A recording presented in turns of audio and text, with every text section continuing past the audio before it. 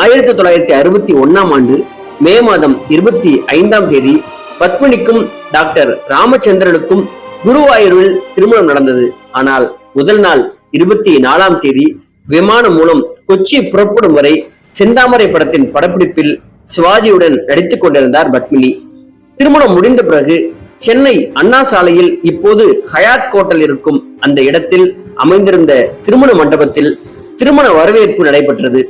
மூதறிஞர் Rajaji, இசைக்குயில் MS Subbulakshmi ஆகியோர் கலந்து கொண்டு சிறப்பித்த அந்த திருமண வரவேற்பில் பத்மினிக்கு வாழ்த்து தெரிவிக்க இந்த தமிழ்நாட்டின் அத்தனை மொத்த திரை உலகமும் நடிகர்களும் குவிந்திருந்தனர்.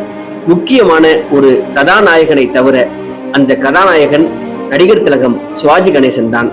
அவர் ஏன் வரவில்லை என்பது நாம் அறிந்த ஒன்று. நன்றி, வணக்கம்.